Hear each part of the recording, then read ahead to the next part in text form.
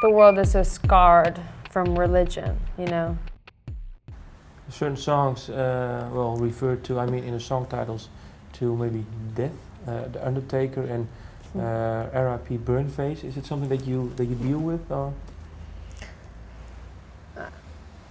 I think we were dealing with it, and it's now just like really common language, you know.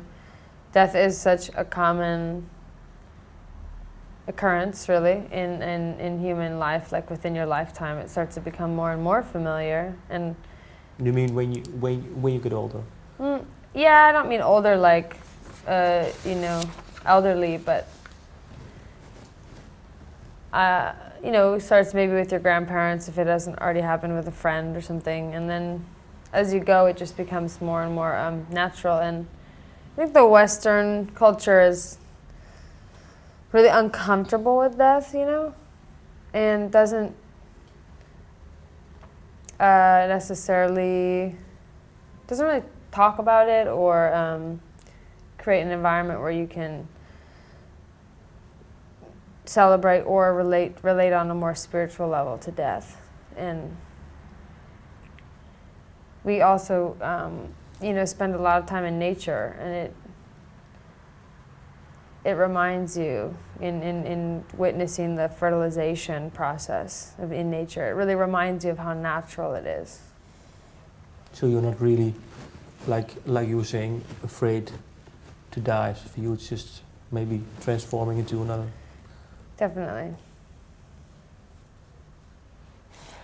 Why are you smiling? I don't know. Okay. Sweet. Well, the song Undertaker, it's your mother singing in Cherokee. What does she sing in that song? Do you know? That's a good question. I asked her to give us some of the details, and she looked through some of her old journals where she had inscripted, I guess, the writing of the song. And in the end, it was lost, right?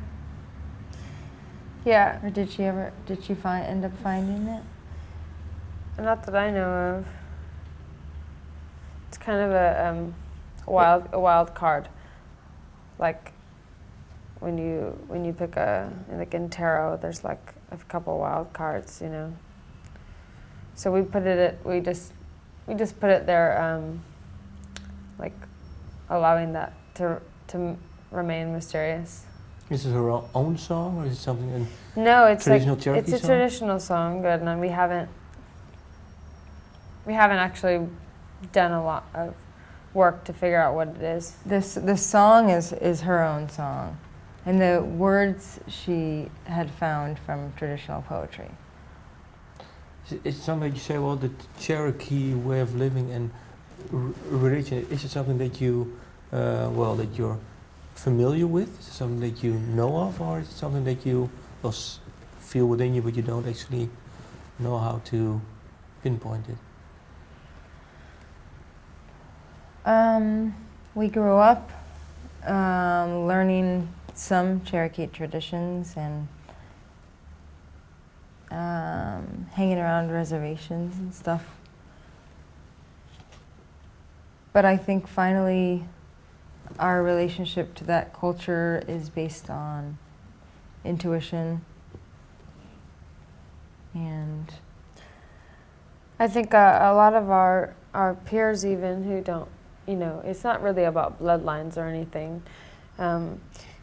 There's the sort of obvious appreciation and worship of nature and non-materialism, as well as honoring your natural gifts. For instance, if someone is born male and they have the propensity to weave baskets, they often just start dressing female and participating in the female activities, and it's completely honored by the community. So, you know, I think there's a lot of very rich and beautiful qualities that a lot of people in this kind of desperate time are starting to find solace in the sort of Native American approach to creativity and sexuality. So it's kind of all around us in our community. But do they have a hard time now, Cherokee, I mean, to keep their own way of living in the reservation? Or do you see, like, let's say, the Western civilization, well, taking over, or something that you say, well, it's still strong and it will be here for centuries to stay? I mean, I think the messages are most acknowledged in a creative community, in a really more alternative community.